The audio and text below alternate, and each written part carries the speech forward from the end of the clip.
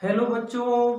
तो चलो आज हम लोग मार्कोनिकॉप्स रूल को आगे बढ़ाते हैं। पिछले वीडियो में हम लोग ने देखा था कि कैसे एल्केन से हेलो एल्केन का निर्माण करेंगे, और फिर उसके नेक्स्ट वीडियो में हम लोगों ने देखा था कि एल्कीन से हेलो एल्केन का निर्माण कैसे होता है। तो चलो आज स्टार्ट करते हैं हम लोग। मार्कोनिकॉप्स रूल जो पढ़ रहे थे, आपको बताया था पिछले वीडियो में कि ये जो अभी खत्म नहीं हुआ है, थोड़ा सा और इसके बारे में डिटेल जानकारी जानते हैं, उसके बाद फिर बढ़ेंगे आगे और कंपाउंड से हेलो एल्केन का निर्माण कैसे करते हैं। तो चलिए ध्यान से देखिए। Markovnikov's rule in other words, मतलब हम लोगों ने क्या पढ़ा था? हम लोगों ने पढ़ा था कि जब किसी अनसिमेट्रिकल एल्कीन का रिएक्शन HX के साथ कराया जाता है, हाइड्रोजन हेलाइड के साथ, HX HCl HBr HI के साथ रिएक्शन कराया जाता है, तो जो HX का हाइड्रोजन होता है वो उस डबल बॉन्डेड कार्बन पे जुड़ता है जहां पर हाइड्रोजन की संख्या कम होती है। ये देखा था हम लोगों ने।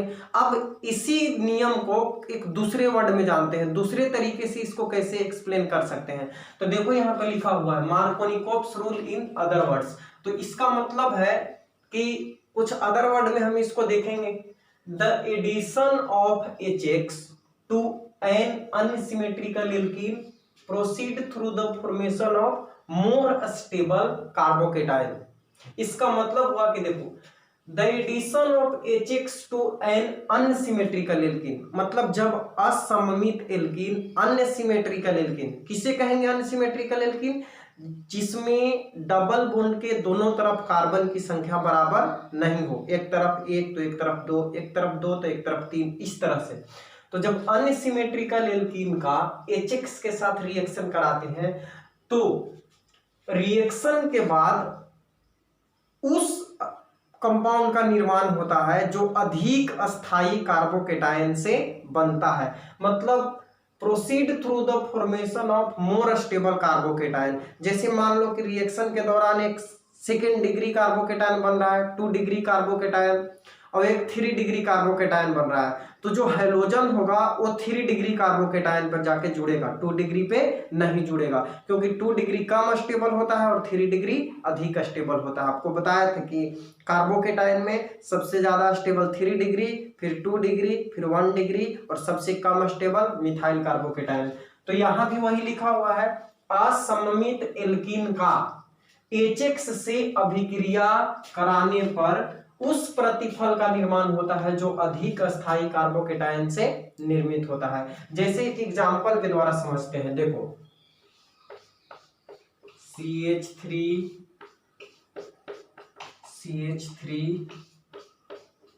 CH2 CH2। अब यहां पे हमें इसका रिएक्शन कराना है HBr के साथ, HBr के साथ रिएक्शन कराना है। तो देखो ध्यान से देखना, अगर मार्कोनिकॉप्स रूल के अनुसार हम चलें तो A प्लस और A माइनस, डेल्टा प्लस और डेल्टा माइनस, क्योंकि ब्रोमीन अधिक इलेक्ट्रोनिगेटिव है तो ये माइनस और ये प्लस। अब इसके वजह से क्या होगा कि ये बॉन्ड ब्रेक हो जाएगा, और कहां जाएगा? आपको बताए थे कि बॉन्ड टूटने के बाद हमेशा उधर जाएगा इलेक्ट्रॉन जहां पे कार्बन की संख्या कम होगी। इधर क्या होगा? इन सब कार्बन की वजह से, इन तीनों कार्बन की वजह से इसे इलेक्ट्रॉन मिलेगा, तो यहाँ पे माइनस चार्ज आ जाएगा। माइनस की वजह से ये जो इलेक्ट्रॉन होगा, अगर इसको अच्छे से समझना है तो आप पिछला वीडियो जरूर देखना, वहां पे हम बहुत अच्छे से इसको एक्सप्लेन किए हैं एग्जांपल के द्वारा। तो ये बॉन्ड टूटने के बाद इधर जाएगा, इधर नहीं जाएगा, क्योंकि यहाँ पहले से 3 इलेक्ट्रॉन प्लस आई के कारण, 3 कार्बन प्लस आई के कारण इसे इलेक्ट्रॉन दे रहे हैं। तो इलेक्ट्रॉन दे रहे थे यहाँ, तो पहले से माइनस है, तो जो बॉन्ड टूटेगा वहां से भी इलेक्ट्रॉन ही फ्री हो रहा है, और इलेक्ट्रॉन पर भी निगेटिव होता है, निगेटिव निगेटिव के बीच रिपल्सन होगा, तो इलेक्ट्रॉन यहां न जाके इधर जाएगा। अब बताओ, यहां माइनस और यहां प्लस, तो होना क्या चाहिए था कि देखो यहां माइनस होगा तो H प्लस यहां अटैक करेगा, तो देखो कंपाउंड हमारा क्या बनेगा, CH3 CH single bond CH3, ये बॉन्ड CH2 बॉन्ड टूट गया।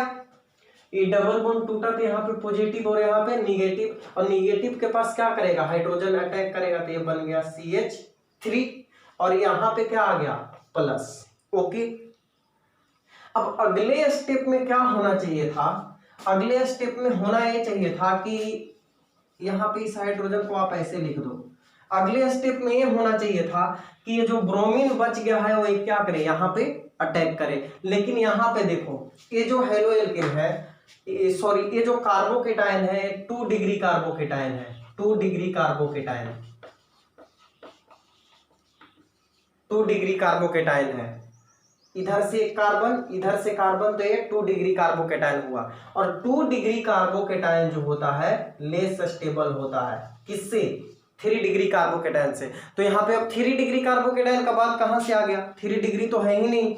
लेकिन इस कंपाउंड में ऐसा पॉसिबिलिटी है कि 3 डिग्री कार्बोकेटायन का निर्माण भी हो सकता है। कैसे, देखो अगर यहाँ पे प्लस आता तो 1 डिग्री कार्बोकेटायन होता, यहाँ पे प्लस आया है तो 2 डिग्री, यहाँ पे आता तो 1 डिग्री, यहाँ भी 1 डिग्री। और इस कार्बन को आप देखो, यहाँ पे क्या है कि इधर से भी कार्बन है, इधर से कार्बन है और इधर से भी कार्बन है, तो ये कार्बन कैसा हुआ 3 डिग्री। और इस 3 डिग्री कार्बन पे अगर पॉजिटिव आ जाता है तो ये जो कंपाउंड बनेगा, ये जो कार्बोकेटायन बनेगा वो 3 डिग्री कार्बोकेटायन हो जाएगा। और 3 डिग्री कार्बोकेटायन जो होता है वो 2 डिग्री से ज्यादा स्टेबल होता है। तो यहाँ पे अब होगा क्या, देखो अगर किसी कंपाउंड में संभव है कि अधिक स्थायी कार्बोकेटायन का निर्माण हो सकता है तो हैलोजन के अटैक करने से पहले वहां पर रीअरेंजमेंट होगा और 2 डिग्री कार्बोकेटायन पहले कन्वर्ट हो जाएगा 3 डिग्री कार्बोकेटायन में। कैसे कन्वर्ट होगा, तो देखो यहां पे जो H देख रहे हो ये यहां चला जाएगा, ये पॉजिटिव जो है हाइड्राइड आयन को अपनी तरफ खींचेगा। तो होगा क्या, देखो यहां से ऐसे लिखते हैं 1 2 H माइनस आयन शिफ्ट। ये जो है 1 2 पोजीशन पे, ये 1 2 लगातार है, तो ये हाइड्रोजन का शिफ्टिंग होगा। हाइड्राइड आयन जो है ये यहाँ पे पॉजिटिव है, तो ये हाइड्रोजन जो है यहाँ से पूरा बॉन्ड लेके इलेक्ट्रॉन लेकर H माइनस के रूप में यहाँ से यहाँ शिफ्ट होगा। इसको हम बोलते हैं रीअरेंजमेंट। रीअरेंजमेंट क्या बोलते हैं, रीअरेंजमेंट बोलते हैं। दोबारा अरेंज हो रहा है, अरेंज ही तो हो रहा है, यहाँ से हाइड्रोजन यहाँ शिफ्ट हुआ, यहाँ का पॉजिटिव यहाँ आ जाएगा। तो होगा क्या, रीअरेंजमेंट के द्वारा क्या होगा, देखो CH3 CCH3 यहाँ पे हो जाएगा CH2 CH3, हाइड्रोजन यहाँ गया, पॉजिटिव खत्म। अब पॉजिटिव कहाँ आ जाएगा, यहाँ पे आ जाएगा। तो ये बन गया क्या 3 डिग्री कार्बोकेटायन, 3 डिग्री कार्बोकेटायन जो कि मोर स्टेबल है, उससे ज्यादा स्टेबल है। 2 डिग्री कार्बोकेटायन से ज्यादा स्टेबल है 3 डिग्री कार्बोकेटायन। अब क्या होगा कि यहाँ जो ब्रोमीन बचा हुआ था Br माइनस, वो यहाँ पे अटैक करेगा और हमारा प्रोडक्ट बनेगा CH3 CCH3, यहाँ पे Br जुड़ेगा CH2 CH3। तो ये हो गया हमारा हेलो एल्केन का निर्माण। देखो फिर से समझो बात को ध्यान से, अनसिमेट्रिकल एल्कीन, देखो तो ये एल्कीन कैसा है, अनसिमेट्रिकल है कि डबल बॉन्ड के इधर एक कार्बन, डबल बॉन्ड के इधर 1 2 3 4 कार्बन, तो एल्कीन अनसिमेट्रिकल है। अनसिमेट्रिकल एल्कीन का HX से अभिक्रिया कराया जाता है, addition of HX to unsymmetrical alkene. तो HX यानी H और X के जगह पे ब्रोमीन है, क्लोरीन आयोडीन भी रह सकता है, HBr के साथ रिएक्शन करवाएं तो उस प्रतिफल का निर्माण होता है जो अधिक स्थायी कार्बोकेटायन से बनता है। तो चूंकि पहले स्टेप में क्या हो रहा है कि H प्लस और डेल्टा HBr तो टूटेगा प्लस और माइनस में, इलेक्ट्रोफाइल और न्यूक्लियोफाइल में, और ये इसके वजह से क्या हो जाएगा पाई बॉन्ड जो है ब्रेक करेगा, तो इलेक्ट्रॉन किधर जाएगा, जिधर कार्बन की संख्या कम होगी। तो यहाँ पे इलेक्ट्रॉन गया, यहाँ माइनस और यहाँ प्लस। ओके, तो अब देखो चूंकि इलेक्ट्रॉन इधर ही क्यों गया, इसलिए गया कि यहाँ पे प्लस आई के कारण यहाँ पे हल्का सा माइनस आ जा रहा है। तो इस हल्के माइनस के कारण इलेक्ट्रॉन अगर इधर जाता है तो रिपल्सन होता है, तो इधर चला जाता है, यहीं पे जाता है, और यहाँ माइनस। अब इलेक्ट्रॉन को यहाँ जाने के बाद पूरी तरह से माइनस और पूरी तरह से प्लस जनरेट हुआ। इस थोड़े से माइनस की वजह से बॉन्ड इधर गया ही नहीं, इधर चला गया।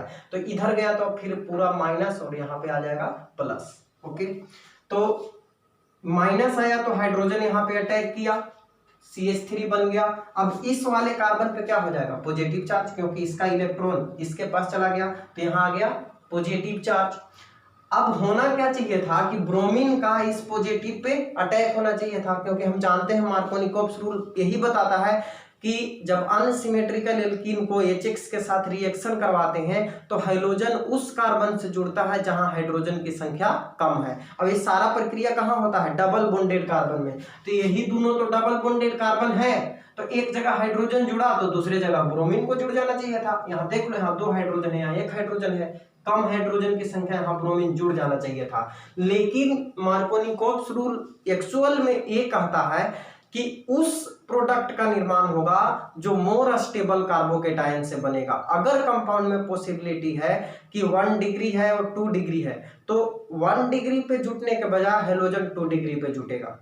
और अगर ऐसा पॉसिबिलिटी है कि 2 डिग्री से 3 डिग्री का भी निर्माण हो सकता है रीअरेंजमेंट के द्वारा, तो पहले 3 डिग्री का निर्माण हो जाएगा, उसके बाद हाइड्रोजन अटैक करेगा। तो यहाँ पे 2 डिग्री कार्बोकेटायन था जो कि कम स्टेबल होता है, तो रीअरेंजमेंट के द्वारा यहाँ पे जो 3 डिग्री हाइड्रोजन था वो शिफ्ट हो गया यहाँ पे, और यहाँ का पॉजिटिव शिफ्ट हो गया यहाँ। तो ये हो गया 1,2H minus ion shift, hydride ion shift, जिस प्रोसेस को हम बोले रीअरेंजमेंट। तो रीअरेंजमेंट के द्वारा यहाँ पे 3 डिग्री कार्बोकेटायन का निर्माण हुआ, और जब 3 डिग्री कार्बोकेटायन का निर्माण हो गया तो अब 4 डिग्री तो होता नहीं है, तो 3 डिग्री कार्बोकेटायन पे ही ब्रोमीन अटैक करेगा और प्रोडक्ट का निर्माण करेगा। आप इसे लिखो, फिर बढ़ते हैं आगे। चलो एक और इंटरेस्टिंग चीज सीखते हैं। देखो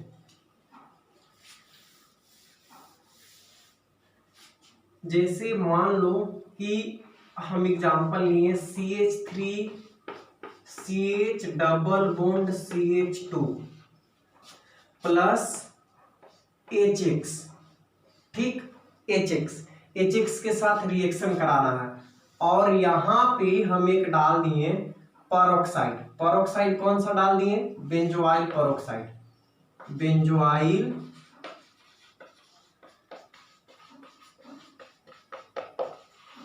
पेरोक्साइड। पेरोक्साइड क्या होता है, जैसे देखो H2O हाइड्रोजन ऑक्साइड है जल, H2O2 ये हो गया हाइड्रोजन पेरोक्साइड। उसी तरह मतलब कंपाउंड का जब हम स्ट्रक्चर बनाते हैं और 2 ऑक्सीजन एक साथ जुड़ा हुआ होता है सिंगल बॉन्ड से, तो वहां पे हम उसे बोल सकते हैं पेरोक्साइड।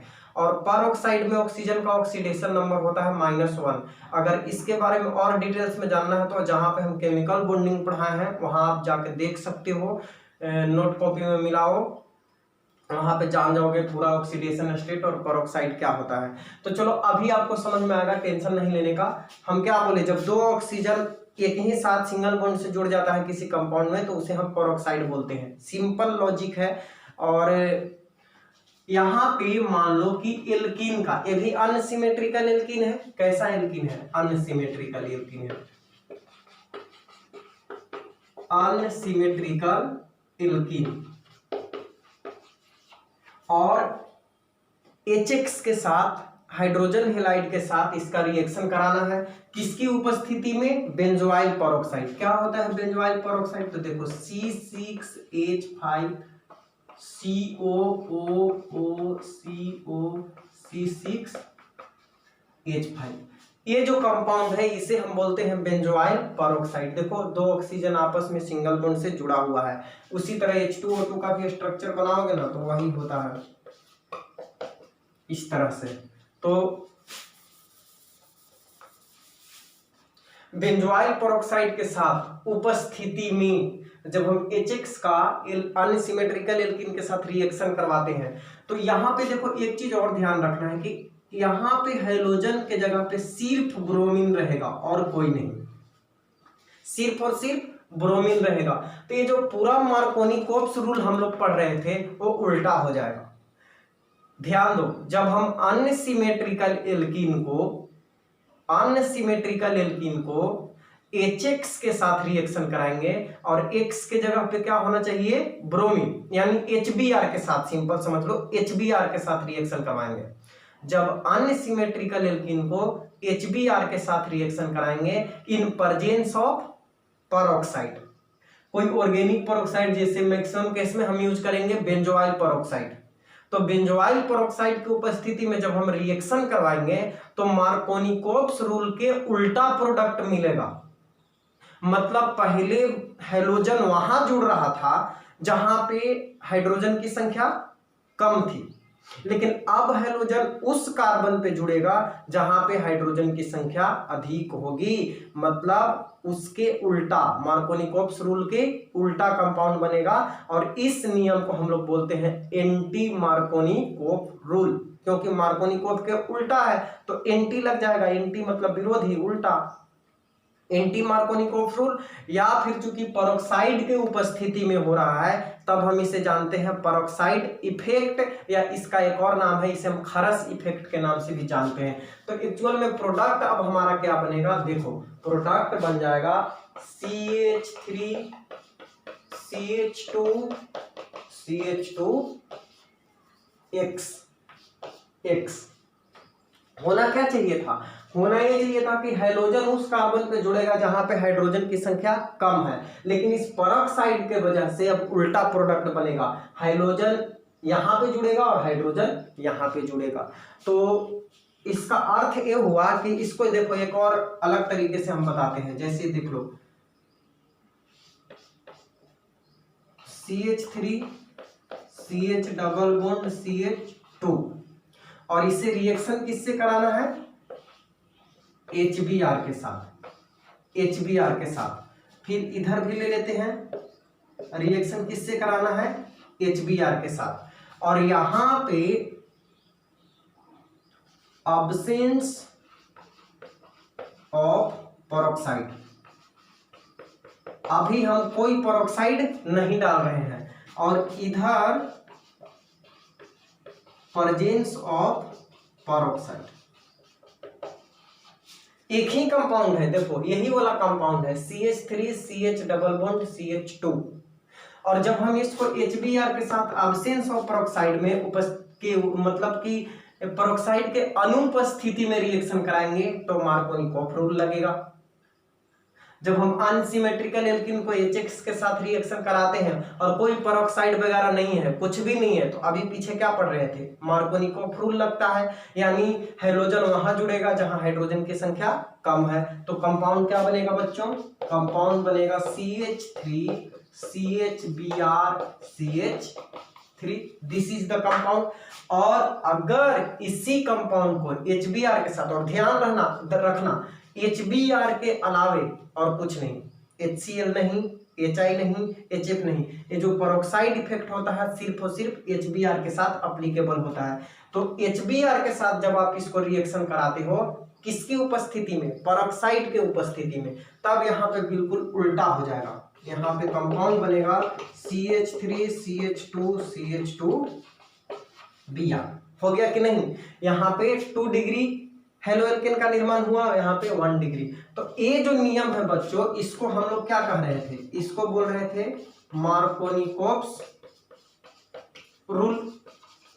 इसे मार्कोनी-कोप्स रूल के नाम से जान रहे थे, और इसे हम जानेंगे, इधर जो बन रहा है इसे बोलेंगे एंटी मार्कोनी-कोप्स रूल, या इसी को हम बोलेंगे पेरोक्साइड इफेक्ट, या इसी को हम बोलेंगे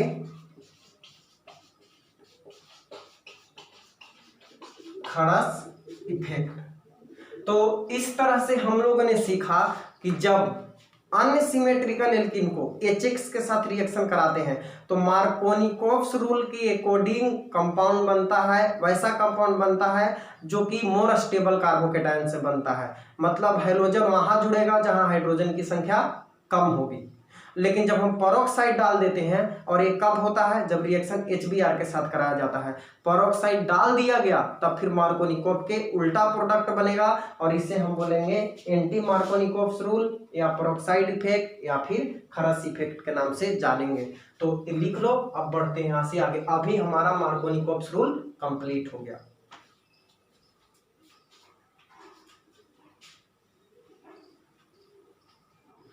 चलो मैकेनिज्म बताऊं क्या पेरोक्साइड इफेक्ट का, कैसे हुआ, आखिर ऐसा कैसे परिवर्तन हो गया। पहले कुछ और कंपाउंड बन रहा था, पेरोक्साइड डालने की वजह से आखिर ऐसा क्या हो गया कि पूरा कंपाउंड ही उल्टा बन गया। तो देखो मैकेनिज्म से समझाते हैं। Mechanism of peroxide effect, peroxide effect का क्रिया विधि। तो देखो हमारे पास था क्या, benzoyl peroxide C6H5COOO benzoyl peroxide था। अब एक्चुअल में होता क्या है, सुनना ध्यान से और देखना भी। ये दोनों सेम एटम है, इधर वाले कंपाउंड को देखो तो और इधर वाले को, यहां से यहां देखो, दोनों बिल्कुल सेम है कि नहीं, जो इधर है वही इधर है। और यहां पे क्या है कि दोनों सेम एटम है, दोनों सेम एटम है, तो इसका होता है होमोलाइसिस। क्या होता है, होमोलाइसिस होता है। होमोलाइसिस का मतलब समांश विखंडन, यानी दोनों जो है, दोनों सेम एटम के बीच में बॉन्ड है तो दोनों एक एक इलेक्ट्रॉन लेके यहां से अलग हो जाता है। तो हमारा कंपाउंड बनता है C6H5COO। फ्री रेडिकल का निर्माण हुआ, बेंजोइल फ्री रेडिकल का निर्माण हुआ। अब देखो C6H5COO फ्री रेडिकल ये वहां से बना। रिएक्शन किससे करवाना था हमें, देखो तो HBr के साथ रिएक्शन करवाना था, HBr के साथ ही तो करवाना था। तो अब होगा क्या, अब देखो आपको हम बताए हैं, एक फ्री रेडिकल दूसरे फ्री रेडिकल का निर्माण करता है, एक फ्री रेडिकल से दूसरे फ्री रेडिकल का निर्माण होता है। तो यहां भी क्या होगा, ये फ्री रेडिकल है, ये दूसरा फ्री रेडिकल यहाँ पे जनरेट करेगा, तो ये भी क्या होगा, यहाँ पे होमोलाइसिस होगा और एक इलेक्ट्रॉन हाइड्रोजन और एक इलेक्ट्रॉन ब्रोमीन लेके अलग हो जाएगा। तो यहाँ हाइड्रोजन का फ्री रेडिकल बनेगा और ब्रोमीन का फ्री रेडिकल बनेगा। तो अब क्या होगा, हाइड्रोजन इसके साथ आगे जुड़ जाएगा, तो ये बन जाएगा C6H5COOH, मतलब ये बेंजोइक एसिड बन गया C6H5COOH। क्या बन गया, बेंजोइक एसिड। और अपने पास बचा क्या, ब्रोमीन फ्री रेडिकल बच गया। फिर देखो अगला स्टेप में क्या होता है, हम रिएक्शन किससे करवा रहे थे, CH3CH डबल बॉन्ड CH2 और है कौन, ब्रोमीन, ब्रोमीन फ्री रेडिकल है ना। तो अब आगे क्या होगा, एक फ्री रेडिकल दूसरे फ्री रेडिकल को जनरेट करता है। देखो ध्यान से पढ़ो, बहुत डिटेल्स में पढ़ा रहे हैं, सारा चीज का मैकेनिज्म आपको ISC के लिए जरूरत नहीं है, ये सिर्फ कंपटीशन के लिए बताया जा रहा है। तो इसलिए ध्यान से इसको सीखिए। और YouTube पे बहुत सारा ऐसे टीचर हैं, देखोगे कहीं पे भी इतना डिटेल्स में ऑर्गेनिक आपको पढ़ाया हुआ नहीं मिलेगा। तो इसीलिए ध्यान से सीखो और समझो बात को। ब्रोमीन फ्री रेडिकल जो है यहां से क्या करेगा, एक फ्री रेडिकल दूसरे फ्री रेडिकल का जनरेट करेगा, तो यहां फिर फ्री रेडिकल का निर्माण होगा, ये पाई बॉन्ड टूटेगा, एक इलेक्ट्रॉन यहां पे और एक इलेक्ट्रॉन यहां पे, तो ब्रोमीन क्या करेगा, यहां पे आके जुट जाएगा। तो होगा क्या, देखो फिर से फ्री रेडिकल का निर्माण होगा, CH3CH CH2Br फ्री रेडिकल का निर्माण हुआ, एक इलेक्ट्रॉन यहाँ, एक इलेक्ट्रॉन यहाँ, यहाँ पहले ब्रोमीन फ्री रेडिकल था, यहाँ पे जाके अटैच हो गया और ये क्या बना, फ्री रेडिकल। अब फिर से क्या होगा, CH3 CH2Br, और पुनः इससे क्या करेंगे, HBr के साथ रिएक्शन करवाएंगे। तो फिर से क्या होगा, इस फ्री रेडिकल की वजह से यहाँ फ्री रेडिकल का निर्माण होगा। H के पास और Br के पास एक एक इलेक्ट्रॉन आएंगे, बॉन्ड टूटेगा तो H आके यहाँ पे अब जुड़ जाएगा। CH3 CH2Br, ये हमारा कंपाउंड बन गया। फिर लास्ट में बच जाएगा एक क्या, ब्रोमीन फ्री रेडिकल। तो इस तरह से सीरीज ऑफ रिएक्शन चलते रहता है, फिर आगे रिएक्शन बढ़ेगा और नया कंपाउंड का निर्माण होगा। तो इस तरह से ये था मैकेनिज्म किसका, पेरोक्साइड इफेक्ट का। क्यों, पेरोक्साइड डालने की वजह से कंपाउंड मार्कोनिकोव्स रूल के कॉन्ट्रेरी बनता है, मतलब उसके विपरीत प्रोडक्ट का निर्माण होता है। तो ये सारा मैकेनिज्म था, ये क्रिया विधि था, आप इसे लिख लो। आगे बढ़ते हैं।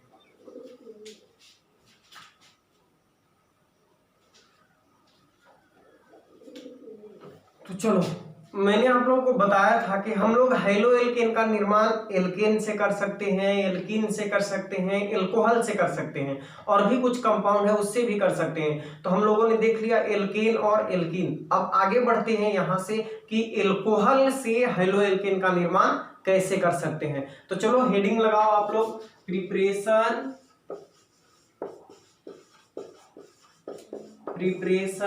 Of haloalkane from alcohol.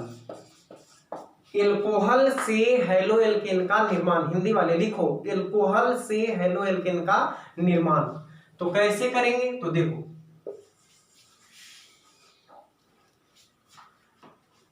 यहां पे हम ले लेंगे एल्कोहल COH। अब ये एल्कोहल 1 डिग्री भी हो सकता है, 2 डिग्री भी हो सकता है और 3 डिग्री भी हो सकता है। मतलब ये तीनों हाइड्रोजन रहेगा तो 1 डिग्री एल्कोहल हो जाएगा, एक तरफ कोई कार्बन जुटा रहेगा तो 2 डिग्री एल्कोहल हो जाएगा, सॉरी 2 तरफ कार्बन जुटा रहेगा तो 2 डिग्री एल्कोहल हो जाएगा, और तीनों का तीनों कार्बन जुटा रहेगा तो 3 डिग्री एल्कोहल हो जाएगा। तो एल्कोहल 1 डिग्री, 2 डिग्री, 3 डिग्री तीनों हो सकता है। इसे हम रिएक्शन कराएंगे HX के साथ। किसके साथ, HX के साथ। और HX में कौन कौन रहेगा, तो देखो HCl रह सकता है, HI रह सकता है, HBr रह सकता है, HCl रह सकता है, ठीक है। और यहाँ पे HX को हम बोलते हैं हैलोजन एसिड। क्या बोलते हैं, हैलोजन अम्ल बोलते हैं, हैलोजन अम्ल। हैलोजन अम्ल के साथ रिएक्शन करवाएंगे तो होगा क्या, तो देखो यहां से OH और यहां से H मिल के बना लेगा H2O, और हाइड्रोजन जो है वो कार्बन के साथ जुड़ के हाइलो एल्केन का निर्माण कर लेगा। तो बन जाएगा हमारा CX प्लस H2O। ये हो गया हाइलो एल्केन, ये हो गया वाटर, और ये क्या था, एल्कोहल। अब बारी बारी से हम सब करेंगे, HI के साथ भी रिएक्शन कराएंगे, HBr के साथ भी कराएंगे और HCl के साथ भी कराएंगे। लेकिन उससे पहले आपसे 2 सवाल। सबसे पहला सवाल कि हम HF के साथ रिएक्शन क्यों नहीं करवाएंगे, HF के साथ रिएक्शन क्यों नहीं करवाएंगे। तो अगर आपने पीछे वाला वीडियो ध्यान से देखा है तो एक वीडियो में जहां पे शुरू में हम स्टार्ट किए थे प्रिपरेशन, वहां पे बताए थे कि HF के साथ रिएक्शन इसका क्यों नहीं करवा पाते हैं हम लोग। दूसरी चीज, एक और सवाल कि कभी कभी HX को हम हाइड्रोजन हेलाइड बोलते हैं, हाइड्रोजन हेलाइड बोलते हैं, और कहीं कहीं इसी HX को हम हाइड्रोजन एसिड बोलते हैं।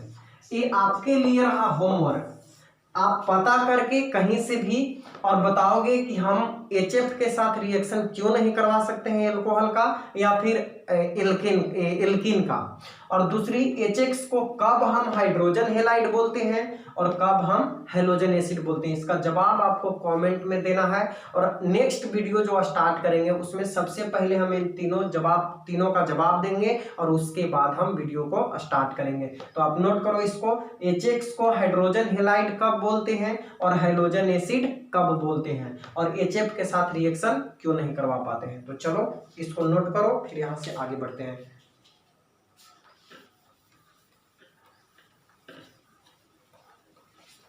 तो देखो ध्यान से, हमें क्या करना है, एल्कोहल से हेलो एल्केन बनाना है। तो देखो एल्कोहल ले लेंगे, चाहे वो 1 डिग्री हो, चाहे 2 डिग्री हो या 3 डिग्री हो, तीनों प्रकार के एल्कोहल से देखो कब हम जानेंगे कि 1 डिग्री है, अगर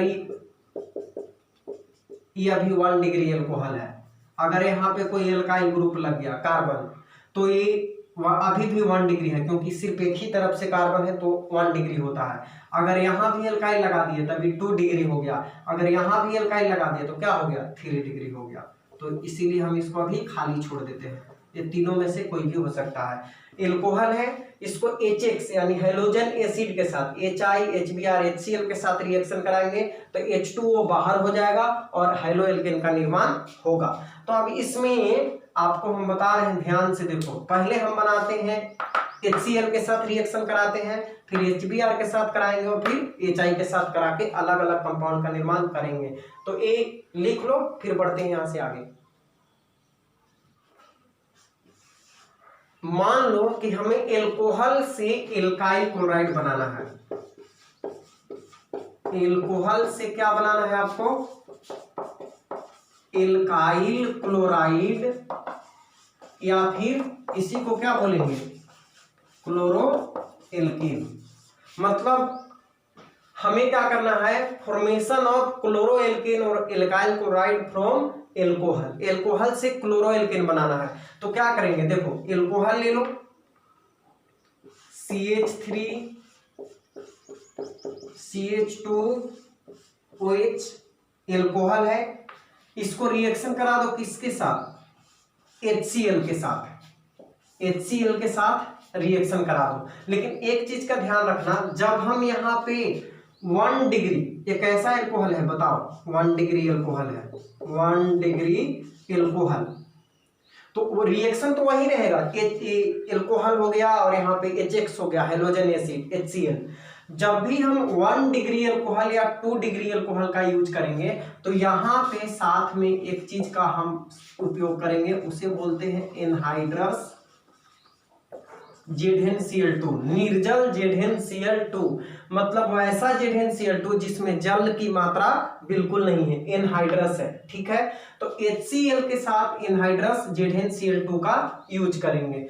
एल्कोहल का जब हम 1 डिग्री एल्कोहल का HCl के साथ रिएक्शन कराएंगे क्लोरो एल्केन बनाने के लिए, तो साथ में किसका यूज करेंगे बच्चों, एनहाइड्रस ZnCl2 का। क्यों करेंगे वो भी हम आपको आगे मैकेनिज्म से समझाएंगे। अभी सिर्फ याद रखो कि जब भी हम एल्कोहल से यानी 1 डिग्री एल्कोहल से क्लोरो एल्केन का निर्माण करते हैं तो HCl के साथ एनहाइड्रस ZnCl2 भी रखते हैं, और यहाँ पे बनेगा क्या, तो देखो वही बनेगा, OH और H बाहर हो जाएगा और कंपाउंड बनेगा CH3CH2Cl plus H2, 1 degree halo alkane का निर्माण हो गया। उसी तरह मान लो CH3 CHOH CH3 और इसे हमें HCl के साथ रिएक्शन कराना है।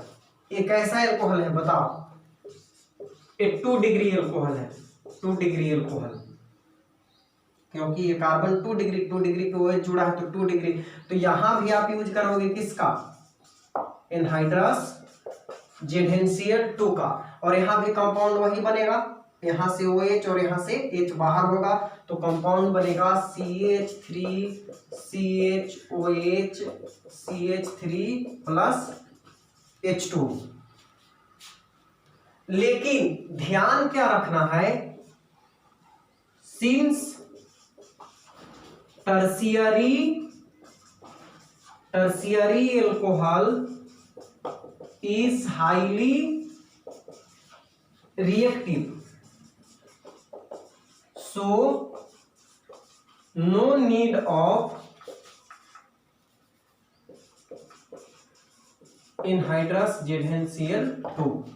टर्शियरी, चूंकि लिखना, चूंकि तृतीयक एल्कोहल जो होता है, टर्शियरी एल्कोहल, वो बहुत अधिक क्रियाशील होता है, इसलिए वहां पे एनहाइड्रस ZnCl2 की आवश्यकता नहीं पड़ती है। फिर से, चूंकि तृतीयक एल्कोहल बहुत अधिक क्रियाशील होता है, इसलिए वहां एनहाइड्रस ZnCl2 की आवश्यकता नहीं पड़ती है।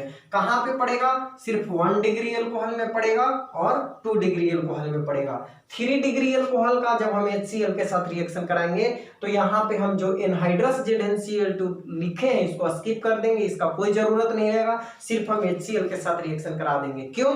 क्योंकि यहाँ पे इनका आवश्यकता इसलिए पड़ता है ताकि यहाँ से वो OH को हटा सके। अकेले HCl OH को नहीं हटा पाता है, लेकिन टर्शियरी एल्कोहल जो होता है वो हाईली रिएक्टिव होता है, वो आसानी से OH को रिलीज कर देता है और वहां पे हाइड्रोजन का अटैक हो जाता है। कैसे होता है वो भी देखेंगे, अभी इसको आप लिख लो। मान लो हम एग्जांपल करते हैं टर्शियरी एल्कोहल का। देखो,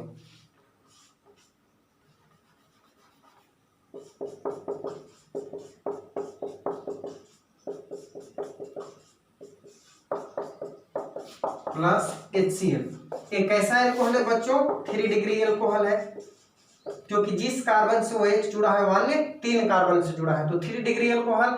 इसको HCl के साथ रिएक्शन कराओ, यहाँ पे ZnCl2 का कोई आवश्यकता नहीं है क्योंकि ये टर्शियरी एल्कोहल है, तो यहाँ से H2O बाहर हो जाएगा और बनेगा कंपाउंड क्या? CH3 CCH3 CH3OH plus H2।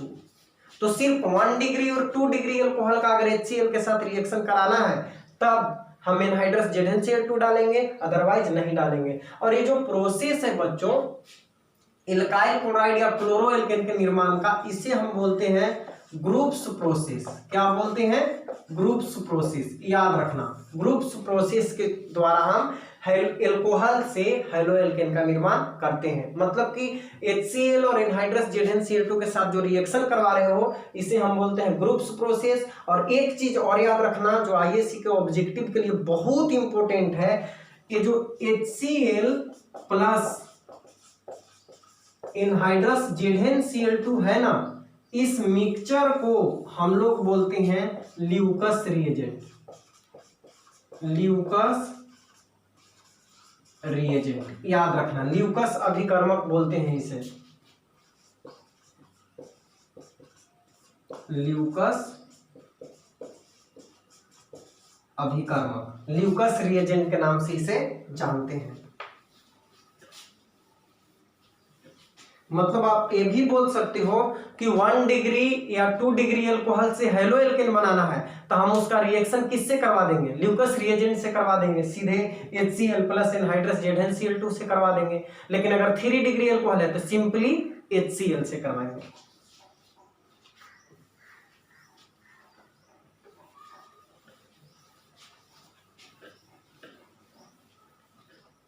अब देखो, हम आपको बताएं कि ये जो रिएक्शन होता है 1 डिग्री 2 डिग्री एल्कोहल का, वो ल्यूकस रिएजेंट के साथ होता है और 3 डिग्री का नहीं। तो ऐसा क्या होता है कि हमें ZnCl2 का आवश्यकता पड़ता है? तो सबसे पहले तो 3 डिग्री वाला केस देख लेते हैं। देखो, CH3 सिंगल बॉन्ड CH3OH और इसे हमें HCl के साथ रिएक्शन करवाना है। बात को समझना ध्यान से। तो देखो, एल्काइल ग्रुप हम आपको बताए हैं कि जब भी कोई एल्काइल ग्रुप कार्बन से जुड़ा हुआ रहता है तो कार्बन को इलेक्ट्रॉन डोनेट करता है, जिसे हम बोलते हैं प्लस आई। क्या बोलते हैं? प्लस आई।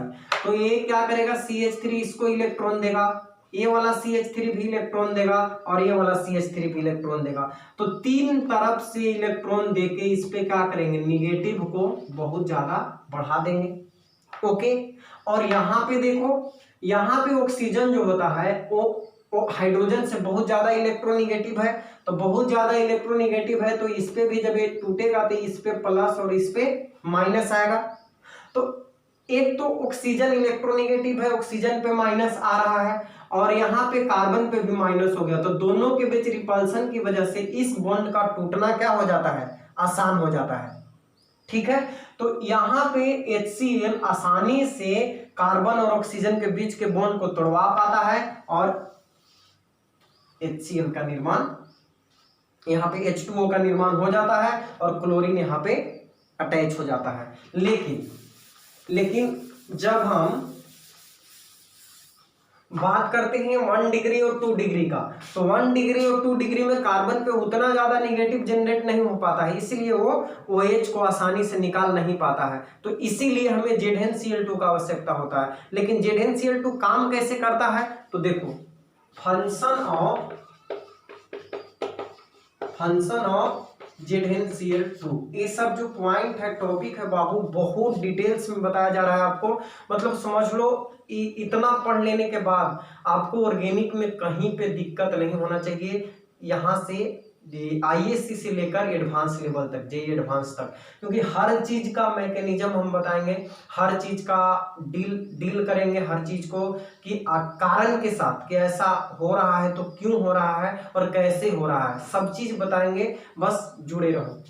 तो चलो देखो ZnCl2 काम कैसे करता है। तो हमें क्या करना होता है, रिएक्शन तो एल्कोहल के साथ करवा रहे थे, एल्कोहल के साथ, और एल्कोहल में देखो होता क्या है, ऑक्सीजन होता है, ऑक्सीजन का एटॉमिक नंबर कितना, 8, इलेक्ट्रॉनिक कॉन्फ़िगरेशन करो, बाहरी सेल में कितना इलेक्ट्रॉन, 6 में से 2 इलेक्ट्रॉन तो बॉन्ड बना लिए, एक हाइड्रोजन के साथ, एक ऑक्सीजन एल्काइल के साथ, बचा कितना, 4 इलेक्ट्रॉन। तो यहाँ पे 2 लॉन पेयर रहेगा, ऑक्सीजन के पास लॉन पेयर क्या होता है, जो इलेक्ट्रॉन बॉन्ड बना लेता है वो बॉन्ड पेयर हो गया, और जो इलेक्ट्रॉन फ्री रह जाता है, बॉन्ड नहीं बनाता है, उसको लॉन पेयर कहते हैं। तो 2 इलेक्ट्रॉन बॉन्ड बनाया, तो यहाँ पे एक बॉन्ड पेयर यहाँ, एक बॉन्ड पेयर यहाँ, और 2 लॉन पेयर हो गया। अब ZnCl2 के साथ जब हम रिएक्शन कराते हैं तो क्या होता है, देखना ध्यान से, ये ZnCl2 जो है लुईस एसिड है।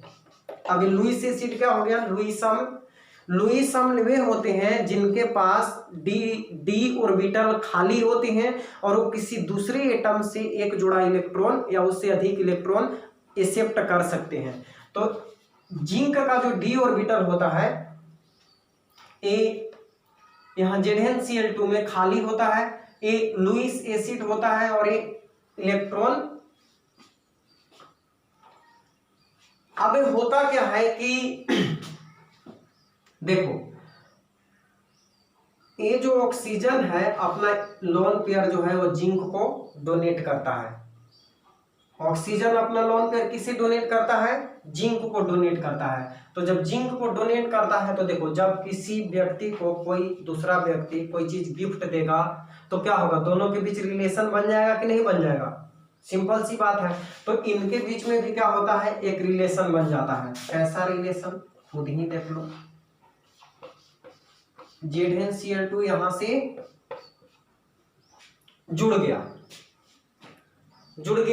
अब बताओ ऑक्सीजन के साथ ZnCl2 जुड़ा, जिंक के पास तो इलेक्ट्रॉन था नहीं, किसके इलेक्ट्रॉन की वजह से जुड़ा, ऑक्सीजन के इलेक्ट्रॉन की वजह से। ऑक्सीजन न्यूट्रल कब था, जब इसके पास 2 लोन पेयर था। अब ये अपना लोन पेयर जिंक को डोनेट करेगा बॉन्ड बनाने के लिए, तो इस पे पॉजिटिव आएगा कि नहीं आएगा, कोई अपना इलेक्ट्रॉन किसी दूसरे को देगा तो क्या होगा, पॉजिटिव चार्ज। तो इस ऑक्सीजन पे क्या आ जाता है, पॉजिटिव चार्ज आ जाता है। तो यहाँ पे इस तरह के कंपाउंड का निर्माण होता है। अब देखो अपने पास क्या था, अपने पास था HCl टूटता है H प्लस और Cl माइनस में, और ये जो Cl माइनस है, अब ये जो कंपाउंड हमारा बना ZnCl2 और H और ऑक्सीजन पे क्या है, प्लस है। तो अब ये क्या करता है, इस पे अटैक करता है, और जब ये इस पे अटैक करता है तो ई ऑक्सीजन जो है अपना यहाँ से, क्योंकि अभी यहाँ पे क्लोरीन के पास माइनस है तो एल्काइल यहाँ से प्लस के रूप में आएगा तब नहीं इससे जुड़ेगा, प्लस माइनस बॉन्ड बनेगा। तो इसीलिए ये जो अपना इलेक्ट्रॉन है छोड़ देता है किसके लिए, ऑक्सीजन के लिए। चूंकि ऑक्सीजन भी पॉजिटिव के वजह से अनस्टेबल है तो इसको भी एक इलेक्ट्रॉन मिल जाएगा तो क्या हो जाएगा, न्यूट्रल हो जाएगा। तो ये R जो है यहाँ पे आके बना लेता है RCl बना लेता है, मतलब हेलो एल्केन बन गया, और प्लस यहाँ पे क्या बन गया OHCl2, ये बच गया ZnOHCl2। अब फिर देखो आगे क्या होगा, फिर आगे यहाँ पे H प्लस है, OH के साथ रिएक्शन करके H2O बना लेगा, और ZnCl2 फिर क्या होगा, यहाँ से रिएक्शन से बाहर निकल जाएगा। तो कैटलिस्ट जो होता है, आपको याद हो तो उत्प्रेरक जो होता है कैटलिस्ट, वो रिएक्शन में भाग लेता है, रिएक्शन के रेट को चेंज करता है, यानी रिएक्शन के रेट को बढ़ा देता है, घटा देता है, लेकिन रिएक्शन के बाद वहां से सही सलामत बाहर निकल जाता है। तो ZnCl2 भी क्या होगा, यहाँ से सही सलामत बाहर निकल जाएगा, इसमें केमिकली फिजिकली कोई परिवर्तन नहीं होगा। तो ये था हमारा फंक्शन कि ZnCl2 वर्क कैसे करता है।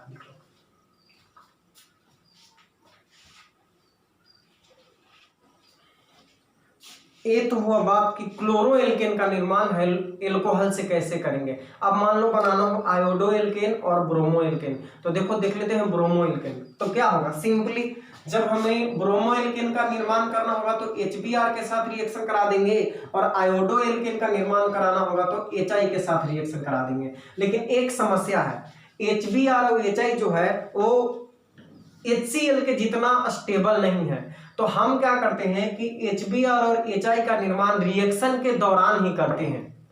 HBr पहले से उपस्थित नहीं रहता है, तो हम रिएक्शन के दौरान पहले HBr का निर्माण करेंगे और फिर उसके बाद एल्कोहल को HBr के साथ रिएक्शन कराएंगे। तो कैसे करेंगे, देखो पहले हम KBr यानी पोटेशियम ब्रोमाइड को H2SO4 के साथ रिएक्शन कराते हैं, तो हमें मिलता है KHSO4 प्लस HBr। पहले हम HBr का निर्माण करेंगे, किसके साथ, पोटेशियम ब्रोमाइड को सल्फ्यूरिक एसिड के साथ रिएक्शन कराएंगे, तो पोटेशियम हाइड्रोजन सल्फेट बनेगा और साथ में बनेगा हाइड्रोजन ब्रोमाइड HBr। तो अब क्या करेंगे, CH3 CH2OH, ये एल्कोहल है, और एल्कोहल को अब रिएक्शन कराएंगे HBr के साथ, तो वही होगा जो होना था, CH3 CH2Br प्लस H2 बन गया हेलो एल्केन। उसी तरह मान लो कि हमें बनाना है आयोडो एल्केन या एल्काइल आयोडाइड, एल्काइल आयोडाइड और आयोडो एल्केन। तब क्या करना होगा, तो देखो यहाँ भी HI का पहले निर्माण करना होगा, हमको HI का पहले निर्माण करना होगा।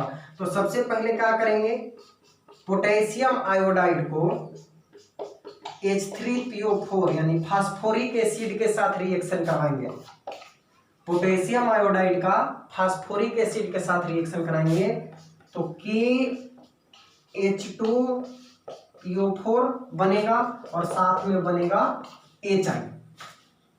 यहां से बनने वाले HI को पुनः आप क्या करोगे, एल्कोहल के साथ रिएक्शन करा दो, CH2OH प्लस HI, तो क्या बनेगा, वही आयोडो एल्केन बन जाएगा, CH3CH2I प्लस H2O। तो इस तरह से ये क्या है, सल्फ्यूरिक एसिड है, पोटेशियम हाइड्रोजन सल्फेट है और HBr है। उसके बाद इसको हम लोग बोलते हैं phosphoric acid, phosphoric acid, phosphoric acid के साथ रिएक्शन करा देंगे। ये बन गया क्या, ये हमारा बन गया ब्रोमो इथेन, और ये बन गया आयोडो इथेन, आयोडो इथेन। तो इस तरह से एल्कोहल से हम लोग सीख रहे हैं क्या, 1 डिग्री एल्कोहल को ल्यूकस रिएजेंट के साथ रिएक्शन कराएंगे तो क्लोरो एल्केन बनेगा, 2 डिग्री एल्कोहल को ल्यूकस रिएजेंट के साथ यानी HCl प्लस एनहाइड्रस ZnCl2 के साथ रिएक्शन कराएंगे तो हेलो एल्केन बनेगा, क्लोरो एल्केन। 3 डिग्री एल्कोहल को सिर्फ HCl के साथ रिएक्शन करा देंगे तो क्लोरो एल्केन बनेगा। अगर ब्रोमो एल्केन बनाना है तो एल्कोहल को HBr के साथ रिएक्शन कराना होगा तो ब्रोमो एल्केन बनेगा। अगर आयोडो एल्केन बनाना है तो एल्कोहल को HI के साथ रिएक्शन करा देंगे। तो हम लोगों ने सीख लिया कि एल्कोहल से हेलो एल्केन का निर्माण कैसे करेंगे। अब यहाँ पे एक चीज और बताते हैं इंपॉर्टेंट आपको, ऑर्डर ऑफ रिएक्टिविटी, जो कि जहां से सवाल भी आता है बहुत सारा। देखो, फॉर ए गिवन एल्कोहल, कोई एल्कोहल दिया गया है आपको और उसके लिए आपसे order of reactivity of HX पूछ रहा है, यानी HX के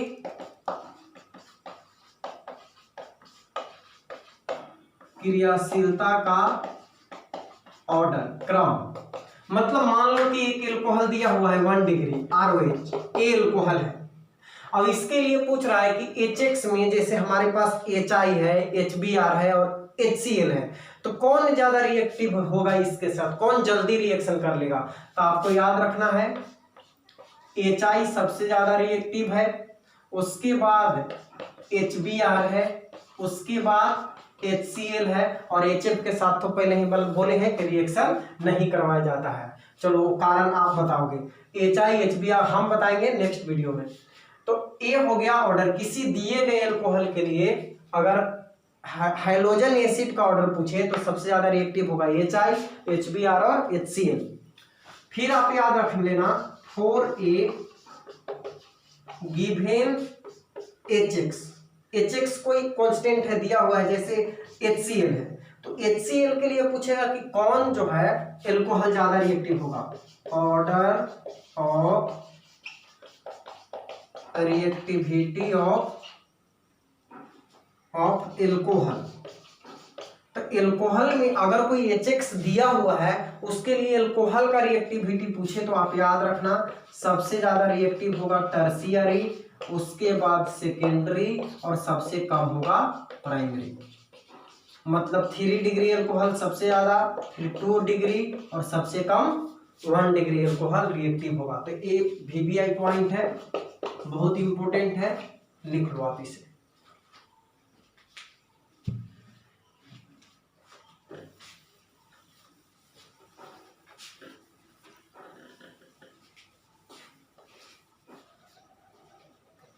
चलो देखो, अब हम लोग देखते हैं पहले जैसे एल्कोहल से हेलो एल्केन का निर्माण किए, किसके साथ रिएक्शन के द्वारा, HX के साथ रिएक्शन के द्वारा। अब हम एल्कोहल से कुछ और तरीका है जिसके द्वारा हम हेलो एल्केन का निर्माण कर सकते हैं, जिसमें से एक है by the action of phosphorus halide.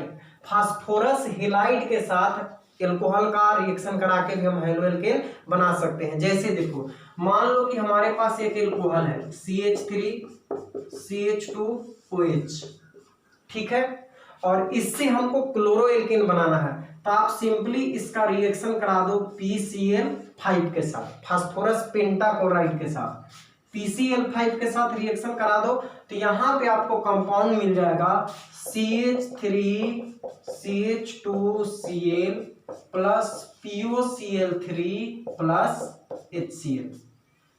ठीक है, नाम लिख लेना, ये क्या है, इथेनॉल है, इथाइल एल्कोहल। इसको फास्फोरस पेंटाक्लोराइड के साथ, फास्फोरस पेंटाक्लोराइड के साथ रिएक्शन कराओ, तो ये बन गया chloroethane, chloroethane plus phosphorus oxychloride और प्लस साथ में बन जाएगा हाइड्रोक्लोरिक एसिड। तो एक तरीका ये है। दूसरा तरीका CH3 CH2 CH2OH और प्लस मान लो आप इसको रिएक्शन करा देते हो PCl3 से, तो PCl3 के साथ भी रिएक्शन करा के आप हेलो एल्केन का निर्माण कर सकते हो। क्या बनेगा, तो देखो 3 मॉलिक्यूल ले लो एल्कोहल का और यहाँ पे बन जाएगा 3CH3 CH2 CH2Cl plus H3PO। ये हो गया फास्फोरस एसिड, फास्फोरस एसिड। तो इस तरीका से आप एल्कोहल का फास्फोरस पेंटाक्लोराइड के साथ रिएक्शन करा के हेलो एल्केन क्लोरो एल्केन बना सकते हो, और एल्कोहल का फास्फोरस ट्राइक्लोराइड के साथ रिएक्शन करा के भी, ये क्या है, फास्फोरस ट्राइक्लोराइड के साथ भी रिएक्शन करा के आप क्लोरो एल्केन का निर्माण कर सकते हो। बस ध्यान नहीं रखना है कि जब PCl5 के साथ रिएक्शन कराएंगे तो साथ में POCl3 प्लस HCl बनेगा, और जब PCl3 के साथ रिएक्शन कराएंगे तो H3PO3 यानी फास्फोरस एसिड का निर्माण होगा। और आप टेंशन मत लो, जिस दिन प्रिपरेशन खत्म होगा उस दिन जो हम वीडियो बनाएंगे, उस लास्ट वीडियो में आपको सारा जितना भी प्रिपरेशन पढ़ाए हैं, जितना तरीका से, वो सब के सब याद करवा देंगे। इसकी गारंटी हम लेते हैं, आपको याद हो जाएगा, इसका टेंशन मत लो। अभी सिर्फ नोट्स बनाते चलो, पढ़ते चलो, समझते चलो, कहाँ पे किसके साथ रिएक्शन करा रहे हैं तो क्या बनना है, बस बात को दिमाग में बैठाए रखना, बाकी याद करवाने की जिम्मेवारी मेरी। तो लिख लो आप इसको। उसी तरह मान लो हमको ब्रोमो एल्केन का निर्माण करना है, तो देखो जब क्लोरो एल्केन का निर्माण करना था तो PCl5 और PCl3 के साथ रिएक्शन करवा दिए, तो उसी तरह जब ब्रोमो एल्केन के साथ रिएक्शन कराना होगा तो PbR5 और PbR3 के साथ रिएक्शन करवा देंगे, और जब आयोडो एल्केन बनाना होगा तो Pi5 और Pi3 के साथ रिएक्शन करा देंगे। लेकिन ध्यान दो, यहाँ पे ध्यान देने वाला बात यह है कि ये भी एग्जिस्ट करता है, ये भी एग्जिस्ट करता है, स्टेबल कंपाउंड है। PCl5 भी एक बहुत अस्थाई यौगिक है और PCl3 भी अस्थाई यौगिक है, तो दोनों आसानी से मिल जाता है।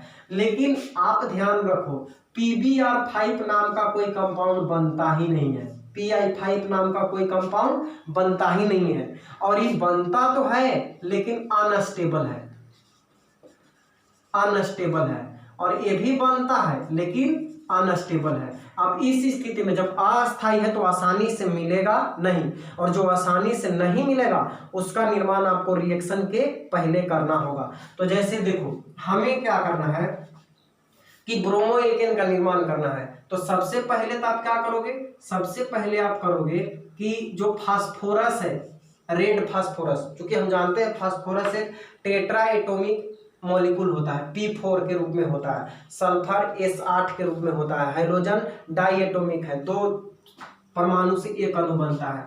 तो P4 को आप पहले रिएक्शन करा दो 6Br2 के साथ, और जब रिएक्शन कराओगे तो ये बनेगा 4PbR3, यही ना हमको चाहिए था, PbR3 बन गया। अब क्या करो कि एल्कोहल लो, CH3CH2OH, चूंकि हमें एल्कोहल से क्या करना है, ब्रोमो एल्केन बनाना है, तो अब PbR3 भी बन के तैयार है। यहाँ पे 3 मॉलिक्यूल ले लो एल्कोहल का और रिएक्शन कराओ, तो बन जाएगा CH3CH2Br, कितना मॉलिक्यूल, 3 मॉलिक्यूल, और यहाँ से आपका कंपाउंड बाहर हो जाएगा H3PO3।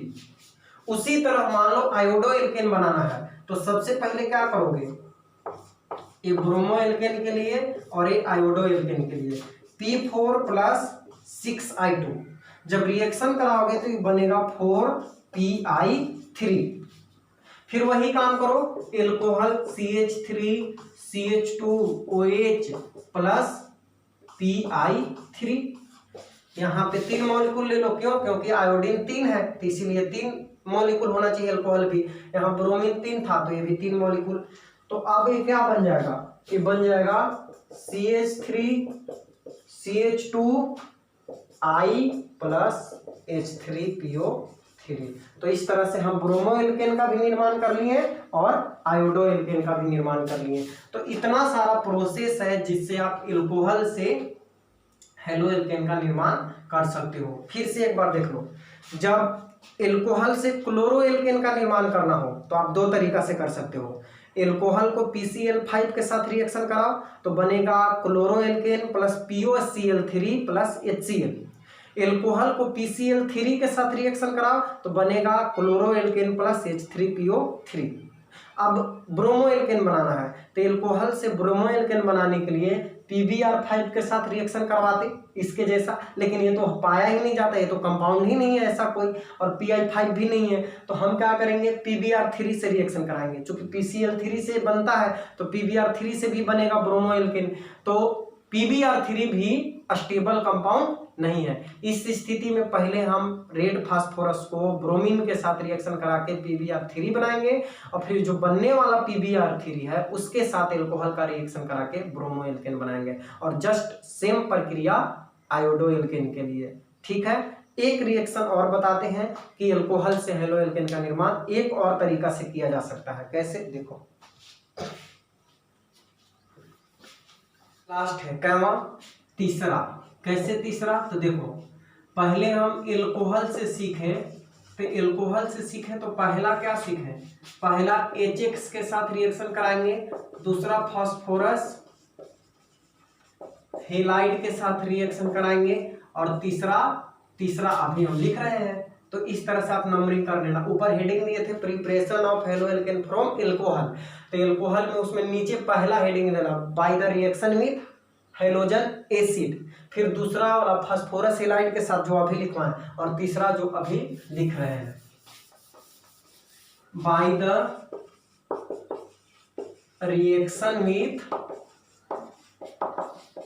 Thionyl chloride.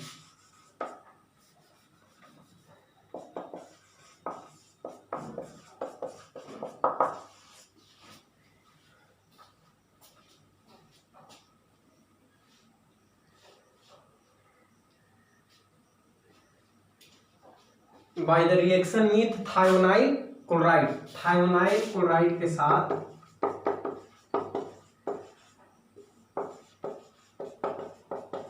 क्या होता है थायोनाइल क्लोराइड, देखो SOCl2 को हम लोग बोलते हैं थायोनाइल क्लोराइड। थायोनाइल क्लोराइड के साथ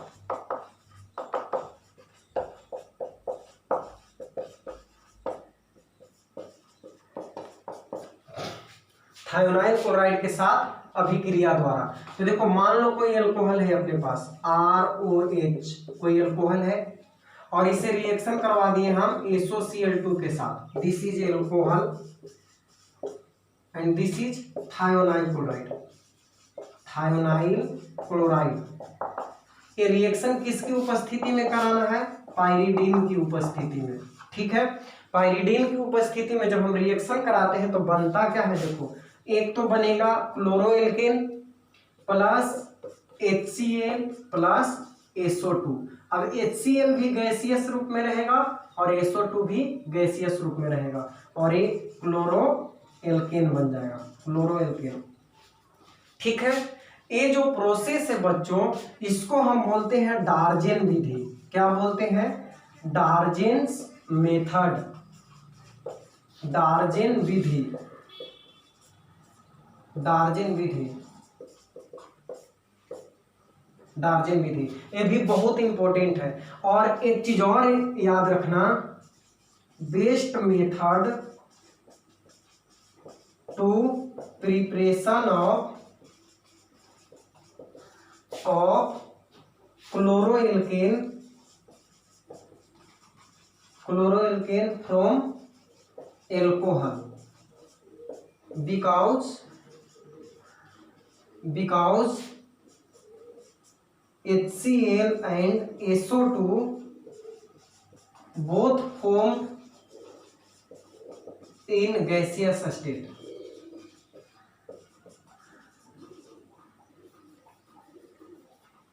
Gaseous state, and it is easy to remove them from the reaction। इसका अर्थ क्या हुआ, देखो एल्कोहल को जब हम थायोनाइल क्लोराइड के साथ रिएक्शन करेंगे तो एक क्लोरीन एल्काइल के साथ जुड़ेगा, RCl बनेगा, फिर यहां से ऑक्सीजन सल्फर SO2 का निर्माण करेगा, और फिर एक क्लोरीन और H मिलके HCl का निर्माण करेगा, तो chloroalkane plus HCl gas plus sulphur dioxide gas बनेगा। इस विधि को हम लोग क्या बोलेंगे, डार्जेन विधि बोलेंगे, डार्जेन मेथड। और यहाँ पे देखो क्या लिखा हुआ है, this is the best method to preparation of chloroalkane from alcohol. यह जो अभिक्रिया है एल्कोहल से क्लोरोएल्केन बनाने का सबसे अच्छा विधि है, सबसे बेस्ट तरीका है। क्यों? Because HCl and SO2 both formed in gaseous state, क्योंकि साथ में जो प्रोडक्ट बन रहा है को प्रोडक्ट HCl और SO2 ये दोनों गैसियस स्टेट में है, और जब गैस के रूप में है तो इसको रिएक्शन मिक्सचर से बाहर निकालना बहुत आसान है। ये आसानी से रिएक्शन से बाहर हो जाएगा, हमको शुद्ध क्लोरोएल्केन मिल जाएगा, तो कम खर्चे में क्लोरोएल्केन का निर्माण हो जाएगा। तो इसलिए ये जो है ये सबसे बेस्ट तरीका है। इतना लिखने के बाद आप लोग लिख लेना हिंदी वाले कि डार्जेन मेथड जो है, डार्जेन मेथड एल्कोहल से क्लोरोएल्केन बनाने का सबसे अच्छा तरीका है, क्योंकि यहाँ पर क्लोरोएल्केन के साथ बनने वाला HCl और SO2 गैसीय अवस्था में होता है, जिसे आसानी से अभिक्रिया मिश्रण से बाहर किया जा सकता है। ठीक है, तो ये था हमारा, जैसे अब मान लो एक एग्जांपल देते हैं, एक CH3CH2OH प्लस SOCl2 क्या बनेगा प्रोडक्ट, तो वही CH3CH2Cl plus HCl gas plus SO2 gas, example हो गया। तो ये था हमारा हेलोएल्केन का प्रिपरेशन का तरीका। अभी तक हम लोगों ने सीख लिया एल्केन से हेलोएल्केन बनाना, एल्कीन से हेलोएल्केन बनाना, एल्कोहल से हेलोएल्केन बनाना। अब 2-3 रिएक्शन और बच गया है, स्पेशल रिएक्शन, जैसे हेलाइड एक्सचेंज मेथड हो गया, हंसडिकर रिएक्शन हो गया, तो इसको हम लोग पढ़ेंगे नेक्स्ट वीडियो में, और उसी में हम आपको इससे रिलेटेड NCERT में जितने क्वेश्चन होंगे या और भी बुक्स में उसको हम करवाएंगे। तो अगला वीडियो देखना भी ना भूलें और पढ़ते रहें। फिर मिलते हैं नेक्स्ट वीडियो में।